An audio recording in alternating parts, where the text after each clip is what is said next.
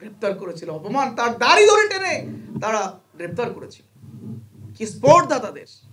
বাইতুল মোকাররমের মতো আমাদের জাতীয় মসজিদে এই ফেসিবাদী সরকারের নির্দেশে তাদের পেটোয়া পুলিশ বাহিনীকে তারা বাইতুল মোকাররমে জুতা পরিহিত অবস্থায় ভিতরে ঢুকিয়েছিল মুসল্লিদেরকে গ্রেপ্তার করার জন্য। মামুনুল হক, আল্লামা মামুনুল হক খেলাফত মজলিসের অত্যন্ত বলা যায় যে প্রতিবাদী একজন আলেম। এই প্রতিবাদী আলেম হওয়ার কারণে তাকে গ্রেপ্তার করে কয়েক বছর পর্যন্ত তাকে জেলখানায় রেখেছিল। মুফতি আমির হামজা ইসলামের কথা বলার কারণে, কোরআনের কথা বলার কারণে, হক কথা বলার কারণে তাকে গ্রেপ্তার করে বছরের পর বছর জেলখানায় আটকে রেখেছিল। মিজানুর রহমান আজহারি, বাংলাদেশের লক্ষ কোটি তরুণদের স্পন্দন, যার ওয়াজ শোনার জন্য শুধু ওই ডিস্ট্রিক্ট না, আশপাশের পুরো বিভাগ থেকে তরুণরা, যুবকরা ছুটে আসতো যার ওয়াজ শোনার জন্য, যার কথা শোনার জন্য, যার আলোচনা শোনার জন্য। সেই মিজানুর রহমান আজহারিকে দীর্ঘ সময় পর্যন্ত বাংলাদেশ ঢুকতে দেওয়া হয়নি। কি ভাই, ঢুকতে দেওয়া হয়েছিল? কি অপরাধ ছিল? চুরি করেছিলেন তিনি? ডাকাতি করেছিলেন? সন্ত্রাসী কার্যক্রমের সাথে সম্পৃক্ত ছিলেন? ধর্ষণের সাথে সম্পৃক্ত ছিলেন? অপরাধ হল ইসলামের কথা বলা, কোরআনের কথা বলা। এই কোরআনের কথাগুলো ফেসিবাদী সরকার বরদাস্ত করে নাই। এইভাবেই জুলুমের স্টিম রোলার চালিয়েছে ইসলাম পন্থীদের উপরে। কিন্তু ইতিহাস সাক্ষী, ইসলামের উপর আঘাত করে, মুসলমানদের উপর আঘাত করে কেউ কখনো দুনিয়াতে টিকে থাকতে পারে নাই। আব্রাহার কি শক্তি নিয়ে কাবাঘর ধ্বংস করতে এসেছিল, আর কি অপমান অপদস্থ হয়ে দুনিয়া থেকে বিদায় হয়েছিল জানা আছে না? আল্লাহ রাব্বুল আলামিন করেছিলেন। এই ক্ষুদ্র আবাবিল পাখি দিয়ে, ক্ষুদ্র পাথর দিয়ে একদম ধ্বংস করে দিলেন। এরপরে কি নমরুদ, কি অহংকারী ছিল, কি প্রতাপশালী একজন সম্রাট ছিল, যিনি নিজেকে খোদা দাবি করতেন, আল্লাহ দাবি করতেন। তার স্পর্ধা আল্লাহ রাব্বুল আলামিন কিভাবে ধ্বংস করলেন? ক্ষুদ্র মশা দিয়ে। এভাবেই যুগে যুগে যারাই আল্লাহর সাথে বিয়াদবি করেছে, কোরআনের সাথে বিয়াদবি করেছে, ইসলামের সাথে বিয়াদবি করেছে, তাদের পরিণতি ভয়ানক হয়েছে। এবং সর্বশেষ আমরা আমাদের বাংলাদেশের ফেসিবাদী হাসিনা সরকারকে আমরা দেখলাম। দীর্ঘ 15 বছর ধরে কোরআনের সাথে বিয়াদবি করেছিল, ইসলামের সাথে বিয়াদবি করেছিল, আলেম ওলামাদের সাথে বিয়াদবি করেছিল, এবং তার পরিণতি হিসেবে এমন ভাবে তাকে এখান থেকে পালিয়ে যেতে হলো, এমন অপমান অপদস্থ হয়ে পালিয়ে যেতে হলো, আর কখনোই বাংলাদেশে ঢুকার আর কখনো সাহস তার হবে না। ইনশাআল্লাহ ঢুকতে দেওয়া হবে না। হ্যাঁ, ঢুকতে দেওয়া হবে, ঢুকতে দেওয়া হবে না, আমরা তাকে নিয়ে আসবো ইনশাআল্লাহ। এই 15 বছরে আলেমদের উপরে জুলুম নির্যাতনের প্রতিশোধ নেওয়া হবে। এই 15 বছরে গুম খুনের প্রতিশোধ নেওয়া হবে। এই 15 বছরে যুবক তরুণদেরকে পাখির মতো গুলি করে হত্যা করে যে রাজত্ব কায়েম করেছিল, এর প্রতিশোধ নিতে হবে। প্রকাশ্য জনসম্মুখে তার বিচার হবে। এই বিচারে তিনি যে ট্রাইব্যুনাল গঠন করেছিলেন আলেমদের বিচার করার জন্য, যে ট্রাইব্যুনাল গঠন করেছিলেন মিথ্যা অভিযোগে অভিযুক্ত করে আলেমদেরকে ফাঁসির মঞ্চে নিয়ে গিয়েছিলেন, সেই ট্রাইব্যুনাল এখনো চালু আছে এবং সেই ট্রাইব্যুনালে তার বিচার হবে এবং ফাঁসির মঞ্চ তার জন্য রেডি রয়েছে ইনশাআল্লাহ। এইভাবেই যুগে যুগে ইসলাম বিদ্বেষী শক্তিরা কখনো ইসলামের বিরুদ্ধে কথা বলে ইসলামের সাথে বেয়াদবি করে টিকে থাকতে পারে নাই।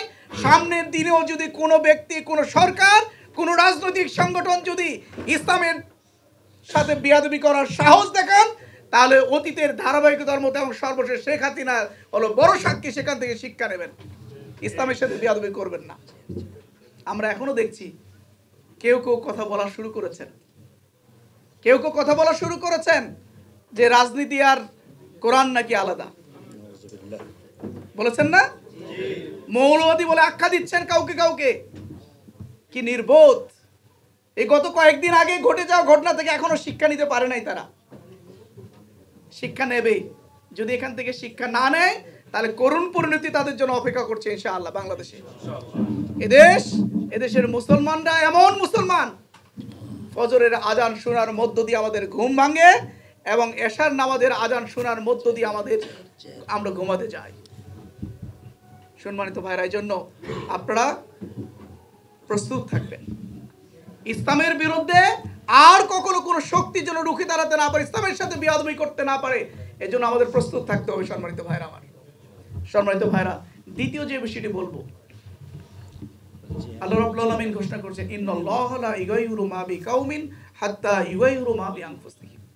এই 85 ভাগে মুসলমানের দেশে এখানে কোরআনের আইন চালু আছে? সংসদ কোরআন দ্বারা পরিচালিত হয়? আমাদের আদালতগুলো কোরআন সুন্নাহ দ্বারা পরিচালিত হয়? আমাদের সমাজ রাষ্ট্র কোরআন দ্বারা পরিচালিত হয়? এই কোরআন দ্বারা পরিচালিত না হওয়ার কারণেই জুলুম হচ্ছে না, নির্যাতন হচ্ছে না, অবিচার হচ্ছে না। কোনো জায়গায় বিচার নাই, আদালতে গেলে বিচার পাওয়া যায় না, ন্যায় বিচার পাওয়া যায় না, যেখানে যাই সেখানে অবিচার, দুর্নীতি, সুদ, ঘুষ ছেয়ে গেছে। সুতরাং 85 ভাগ এই মুসলমানের দেশে যদি কোরআনের আইন চালু থাকতো, যদি সুন্নাহ চালু থাকতো, তাহলে এই ধরনের দুর্নীতি, সুদ, ঘুষ, অবিচার থাকতো না। সুতরাং আমাদের দায়িত্ব হলো এই 85 ভাগের মুসলমানের দেশে কোরআনের আইন চালু হোক, এর পক্ষে সোচ্চার হওয়া, এর পক্ষে ভূমিকা রাখা। কি পারবেন ইনশাআল্লাহ? ইনশাআল্লাহ। আমাদের জন্য দুর্ভাগ্য, আমরা ইসলামকে মহব্বত করি, ভালোবাসি, এবং ইসলামের প্রতি আঘাত আসলে কষ্ট পাই, খুব ব্যথা পাই, আল্লাহর কাছে চোখের পানি ফেলে দোয়াও করি, কিন্তু এই পরিবর্তনের জন্য উদ্যোগ গ্রহণ করি না। এজন্য ওই আয়াতটি বলছিলাম, ইন্নাল্লাহা লা ইউগাইয়িরু মা বিকাউমিন হাত্তা ইউগাইয়িরু মা বিআনফুসিহিম। আল্লাহ রাব্বুল আলামিন কোন জাতির ভাগ্যের পরিবর্তন করেন না যতক্ষণ পর্যন্ত ওই জাতি নিজেদের ভাগ্য পরিবর্তনের উদ্যোগ গ্রহণ না করে। আমরা যদি এই পরিবর্তনের জন্য উদ্যোগ গ্রহণ না করি, শুধুমাত্র দোয়া এবং চোখের পানি দিয়ে যদি মনে করি এটাই আমাদের জন্য, কখনোই পরিবর্তন আসবে না, কখনোই পরিবর্তন আসবে না। সুতরাং পরিবর্তনের জন্য আপনাকে উদ্যোগ গ্রহণ করতে হবে।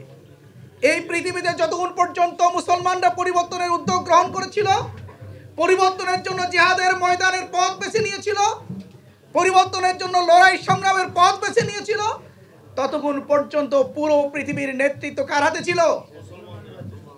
1000 বছর পর্যন্ত পুরো পৃথিবীকে নেতৃত্ব দিয়েছে মুসলমানরা।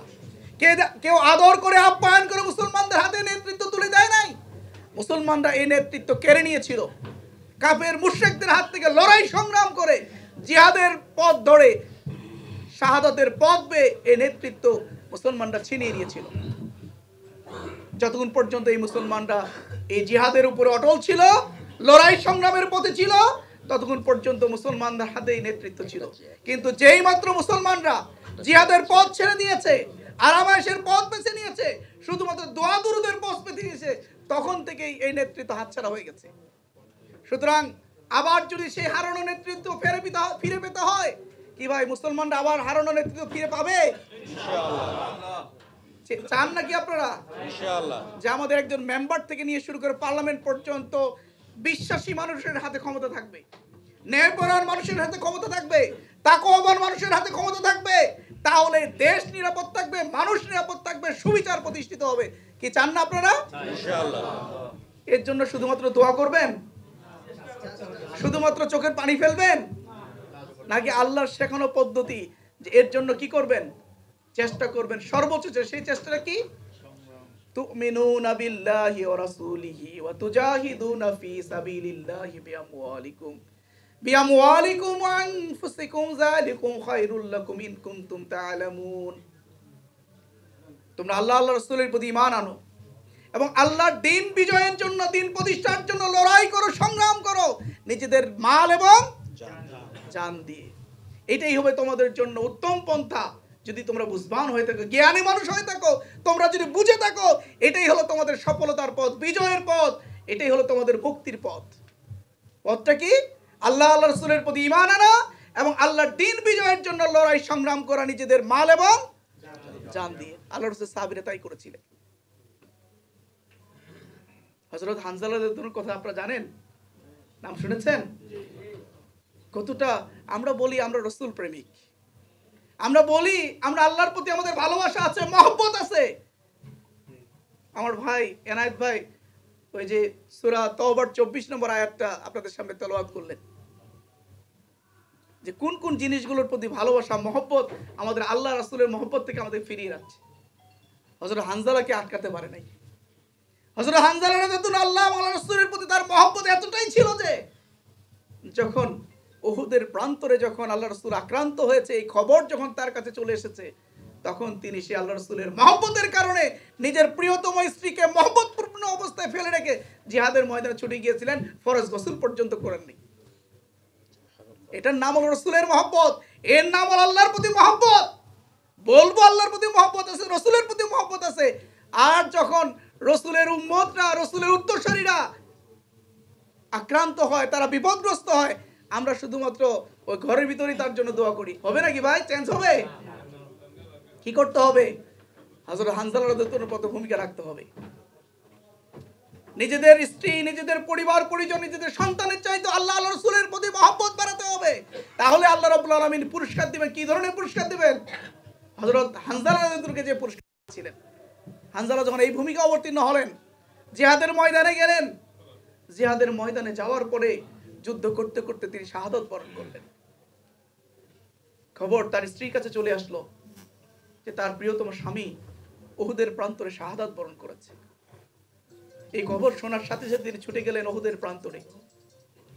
তিনি উহুদের প্রান্তরে গিয়েছেন তার স্বামী শাহাদাত বরণ করেছে এই দুঃখে, এই কষ্টের জন্য না। আল্লাহ রাসূলের কাছে গেলেন, বলি ইয়া রাসূলুল্লাহ, আমি শুনেছি আমার প্রিয়তম স্বামী এই উহুদের প্রান্তরে যুদ্ধ করতে করতে শাহাদাত বরণ করেছে। আমি তার প্রিয়তম স্ত্রী, আমি এই জায়গায় আমার স্বামীর নিহত হওয়ার জন্য, শাহাদাত বরণের জন্য কষ্ট পেয়েছি, এই জন্য আমি এখানে আসি নাই। আমি একটা ইনফরমেশন দেওয়ার জন্য আপনার কাছে